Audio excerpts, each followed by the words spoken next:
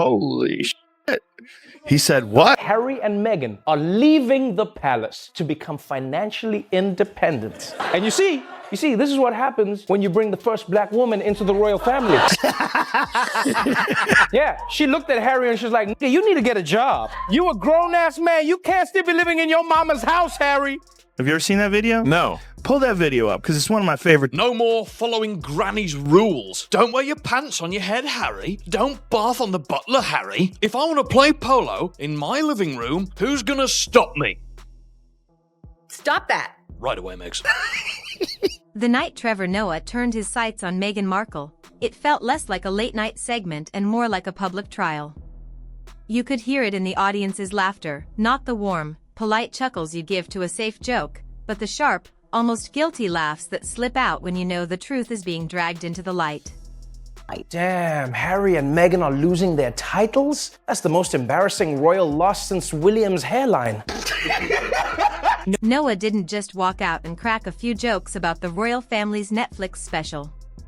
He launched a full-on cross-examination, armed with timing as sharp as a scalpel and a global perspective no British or American comic could match. Queen has announced that Harry and Meghan can no longer describe themselves as royal. And I won't lie, if I was Harry and Meghan, I'll be like, fine, then we'll be known as royale. For years, Meghan had managed to paint her critics as bitter, jealous, or flat-out bigoted. But here was an award-winning comedian, an immigrant himself, cutting straight through that shield.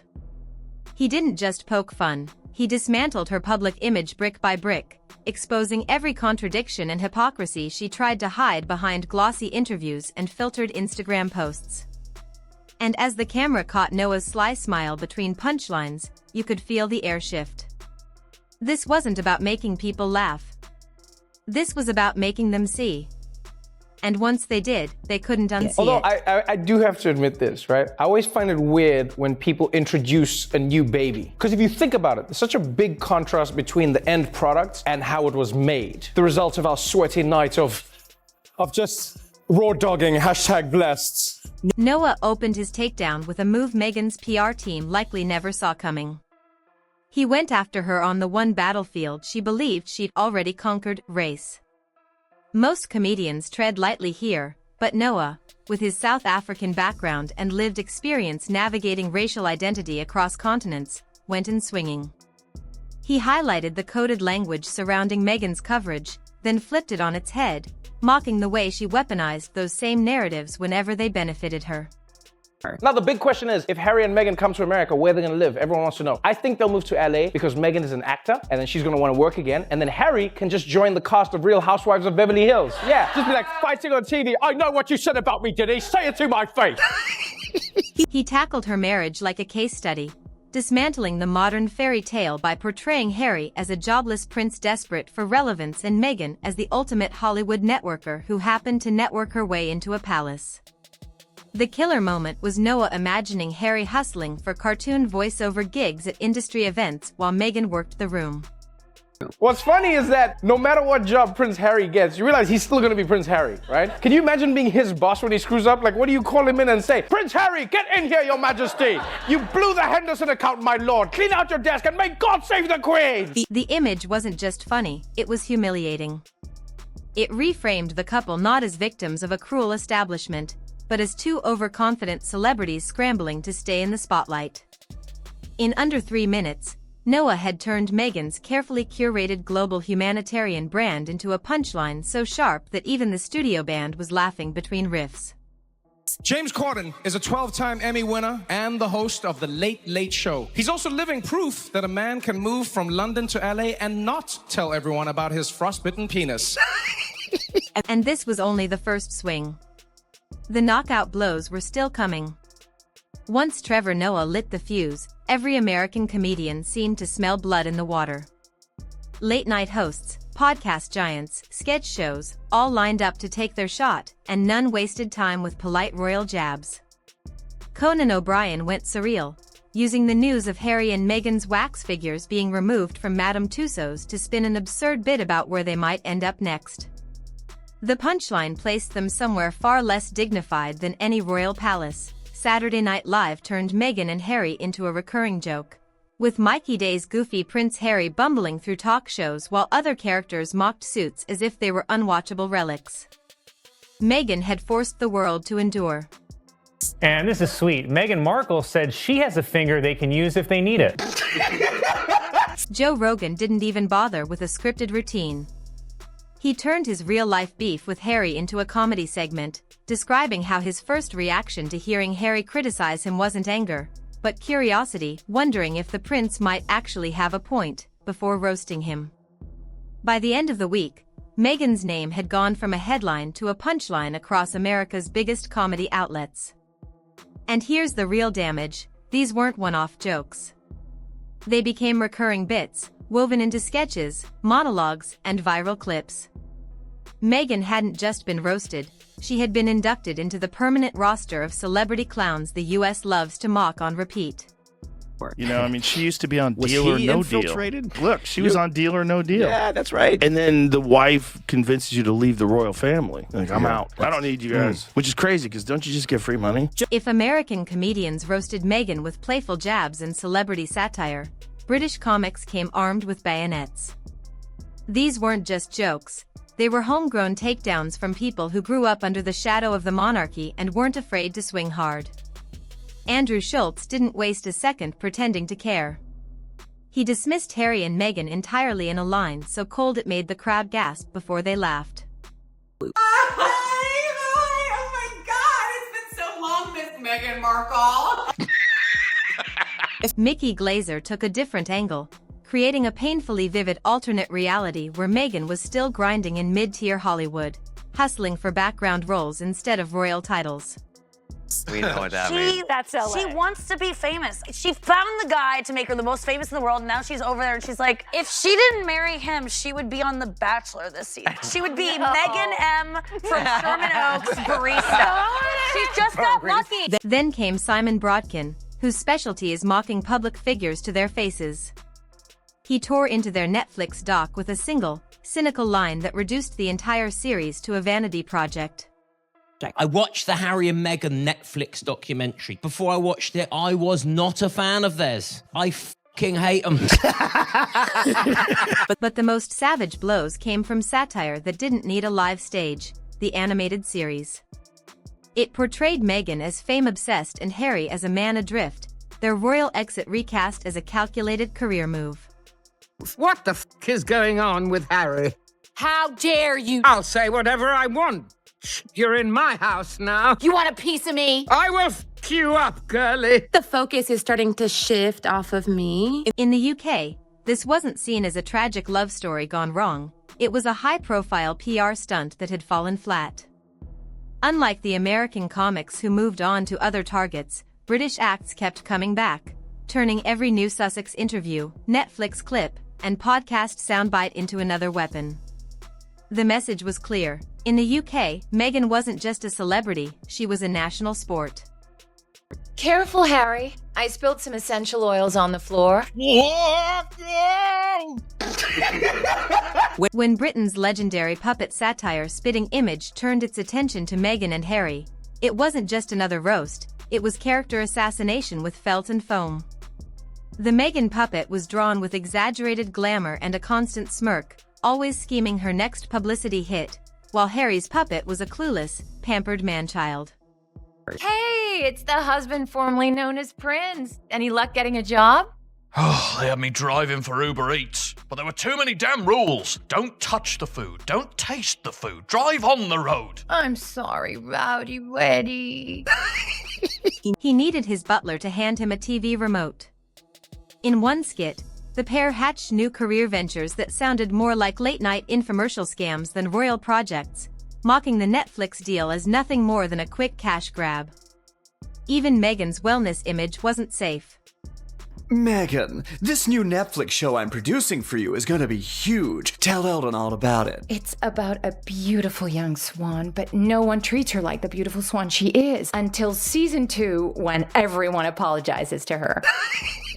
One segment featured her promoting rank smoothies so unappetizing that the other puppets gagged on camera. The genius of Spitting Image was that it could say what human comedians wouldn't dare, hiding savage social commentary behind absurd visuals. It didn't just lampoon their wealth, it highlighted the disconnect between their public speeches about struggle and their real-life mansions, private jets, and celebrity circles. For viewers, the puppets captured a truth no press release could erase. Meghan and Harry's post-royal image was so ripe for parody it practically wrote itself. And unlike a late-night monologue that disappears after a day, these puppet clips lived online, racking up millions of views and embedding the couple's caricature into pop culture like a stain that wouldn't wash out. So Pads, tell me, everyone knows you're the bear who likes to share. What's the secret to your eternal personal glow? Well, Harry, I'm glad you asked me that. As you know, I'm a huge fan of South American product. Is it Colombian? No, 100% Peruvian, biodynamic, organic, catastrophic, cocaine. Yes, I've tried it, and the results were incredible. If the British comedy scene had been ruthless up to this point, Jimmy Carr's joke was where the tone shifted from playful savagery to full-on controversy. Known for pushing boundaries, Carr took the stage with the confidence of someone who knows exactly how far he's about to go, and does it anyway. The setup was quick and sharp, leaving no room for Meghan or Harry to hide in nuance. But the punchline hit like a scandal.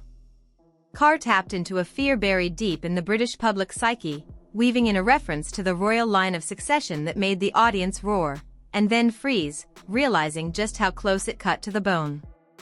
I said Meghan Markle is, of course, a lifelong feminist, which she's demonstrated by marrying a prince and giving up her job. The card he's playing is, I'm a victim, and you go, no, you're not a fucking victim.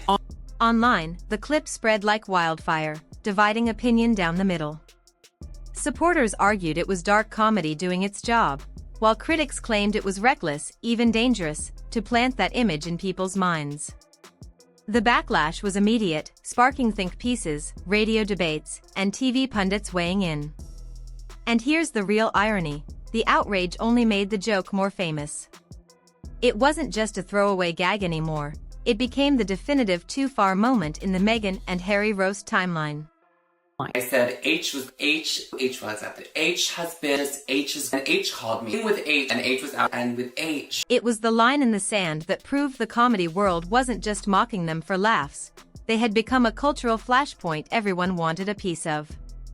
By the time the professional comedians were done, the internet didn't just join the pylon, it hijacked it completely. TikTok, YouTube, and Twitter became 24/7 roast arenas, where clips of Meghan and Harry were chopped, remixed, and repurposed into brutal, bite-sized parodies.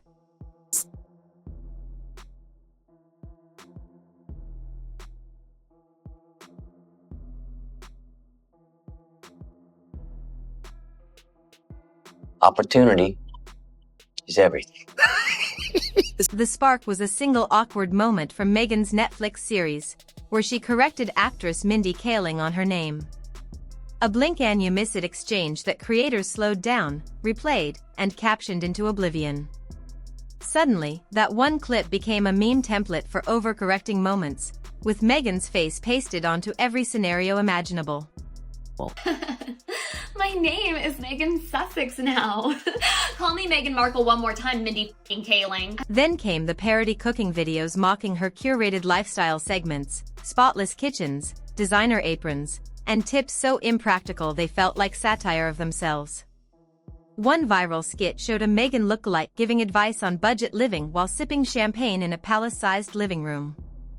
Have you ever seen that video? No. Pull that video up, because it's one of my favorite. Trick that people do with pineapple, instead of just cutting it to make the perfect little bite, you follow the wedge. When nature has given you all the cues on how to have a perfect taste of something. Oh, how fun is that? I love it. I like working hard. This woman is being paid millions of dollars to show how to cut into a pineapple. Even fan-made music videos emerged, remixing her interviews into auto-tuned dance tracks with titles like Royal Reality Check. The key difference: these weren't professionals with PR to worry about. They were anonymous, global, and relentless. Every new Sussex appearance became raw material.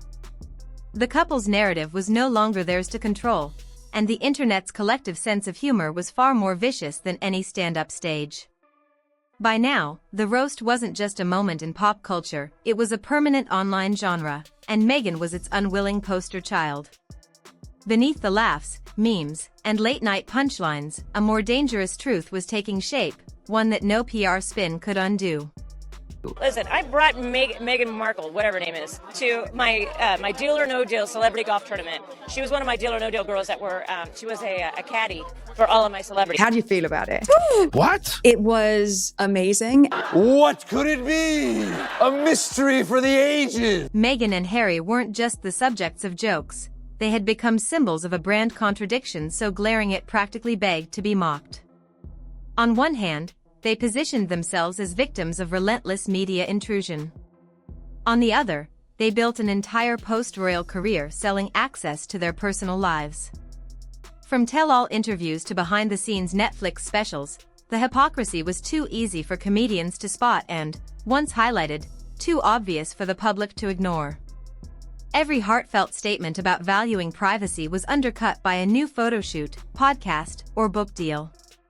Worse still, their wealth and celebrity status made even their genuine struggles seem out of touch, creating an unbridgeable gap between their image and the everyday lives of the people they claimed to reach.